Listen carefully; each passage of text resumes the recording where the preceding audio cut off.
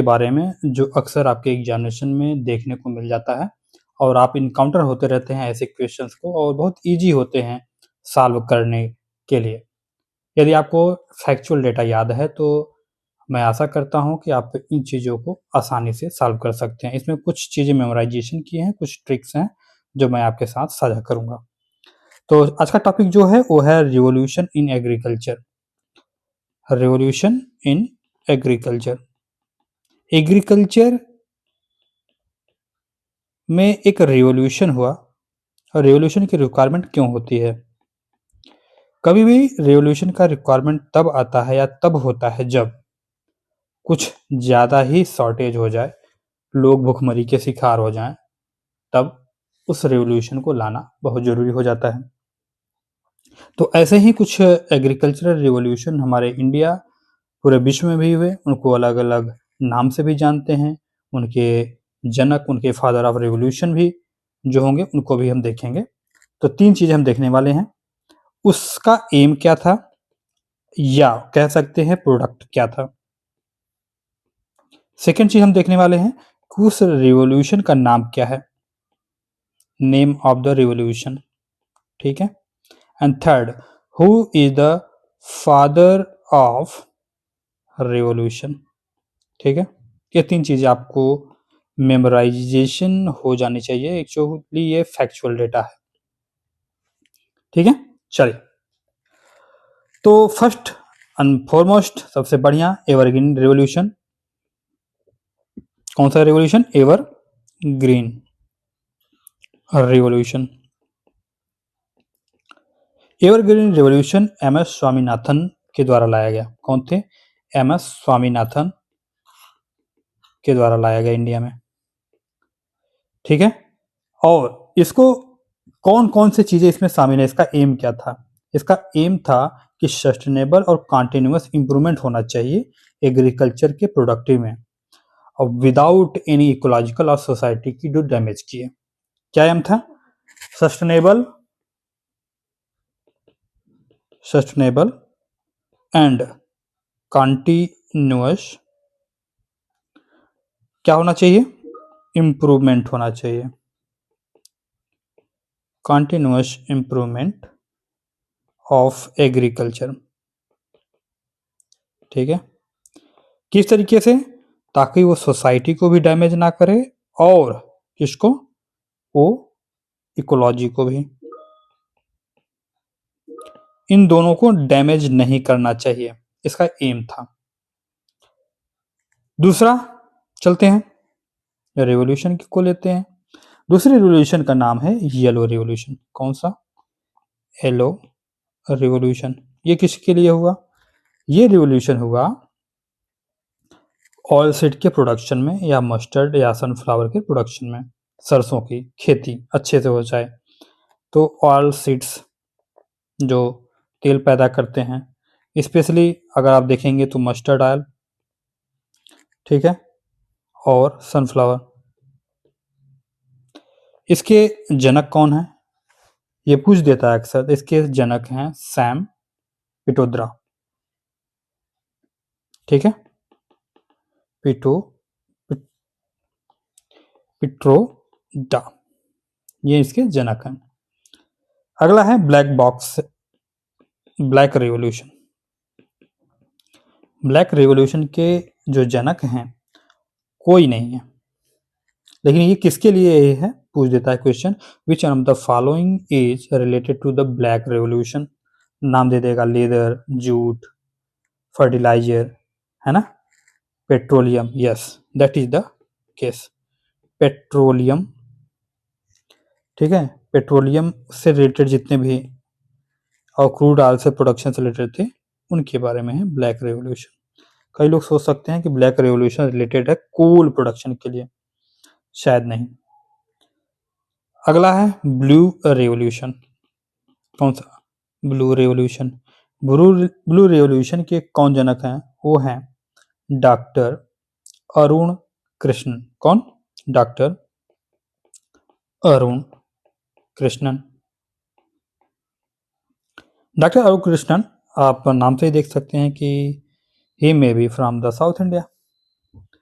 तो fish production, south के लोग फिश ज़्यादा खाते हैं, तो इससे याद कर सकते हैं कि blue revolution is related to the fish. और ब्लू यानी समुद्र, समुद्र में कौन सी चीज़ें ज़्यादा पाई जाती हैं? फिश रिवॉल्यूशन, फिश पाई जाती हैं, इस वजह से फिश रिवॉल्यूशन कह सकते हो। अगला है ब्राउन रिवॉल्यूशन। कौन सा? Brown revolution. इसके जनक कोई है क्या? नहीं। ये किससे रिलेटेड है? Leather production. कोकोआ, कोकोआ आप जानते हैं मशहूर है कहाँ पे प्रोडक्शन इसका? इसका प्रोडक्शन मशहूर है अफ्रीका के अंदर, कोकोआ।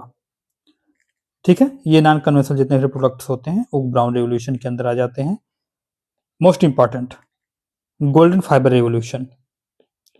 गोल्डन फाइबर रिवॉल्यूशन ये किससे रिलेटेड है? गोल्डन फाइबर रिवॉल्यूशन, इसके कोई लोग भी जनक नहीं है, लेकिन इंडिया और बांग्लादेश में सबसे ज्यादा प्रोडक्शन किसका होता है? जूट का। तो ये जूट प्रोडक्शन से रिलेटेड है। नेक्स्ट चलते हैं जल्दी जल्दी। अच्छा, गोल्डन फाइबर, फाइबर अगर आता है तो वो अगर गोल्डन है तो आप देखते होंगे थोड़ा पीला पीला होता है, जूट। इसे याद रख लीजिएगा, गोल्डन फाइबर रिवॉल्यूशन ये किससे रिलेटेड है? ये है जूट प्रोडक्शन। अगर ये पूछ देता है एग्जामिनर कि गोल्डन रिवॉल्यूशन किससे रिलेटेड है, ये difference, golden fibre revolution and golden revolution. तो गोल्डन रिवॉल्यूशन रिलेटेड है फ्रूट से। किससे? फ्रूट से प्रोडक्शन से, हनी के प्रोडक्शन से, और ये हॉर्टिकल्चर जितने भी होते हैं, हॉर्टिकल्चर के प्रोडक्शन से रिलेटेड है गोल्डन। ठीक है, इसके जनक कोई है क्या? यस, इनके जनक हैं निरपाक, टलेज। आई होप ये क्लियर होगा। नेक्स्ट, ओके, ग्रे रिवॉल्यूशन ये किससे रिलेटेड है?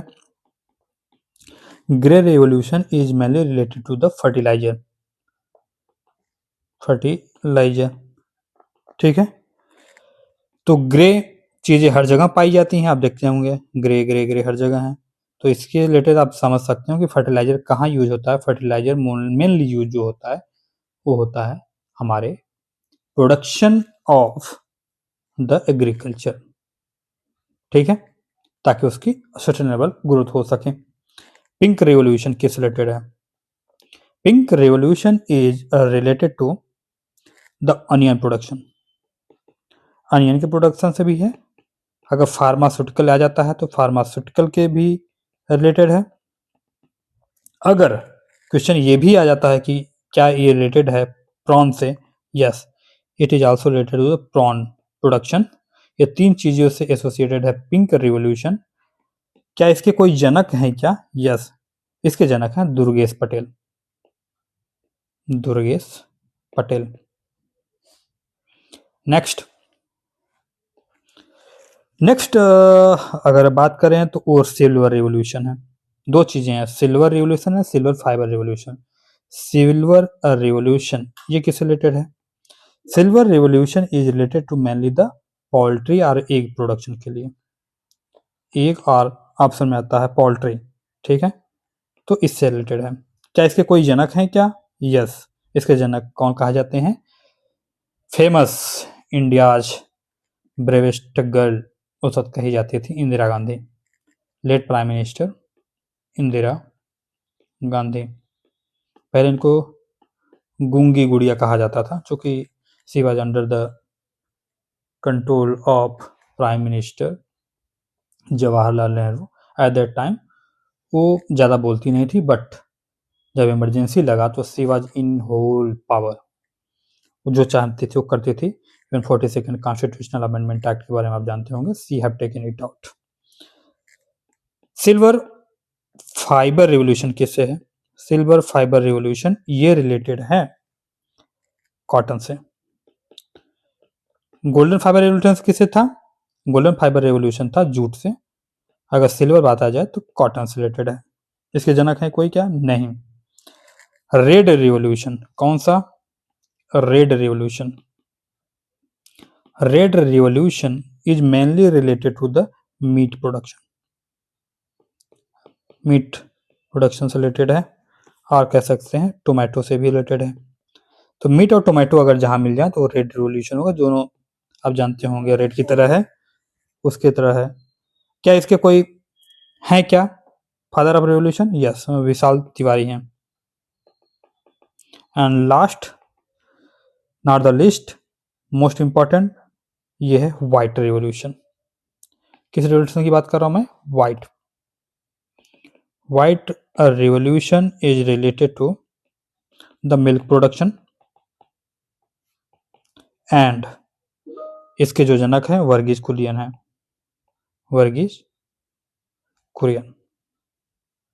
आई होप आपको ये टॉपिक समझ में आ जाएगा। आप इसको एक सलीके से इसका नोट बना लीजिए। आप हमेशा ट्राई कीजिए, कोई भी आपके पास 10 पेज के आपके पास कंटेंट है तो उसको समराइज करके एक पेज के अंदर ले आते हैं, ताकि ये आपको मेमोराइज करने में और एग्जामिनेशन पहले रिवाइज करने में आसानी हो सके। सो आई होप ये क्लास आपको अच्छा लगा होगा। लगा है तो कंटिन्यू करिएगा। Thank you so much.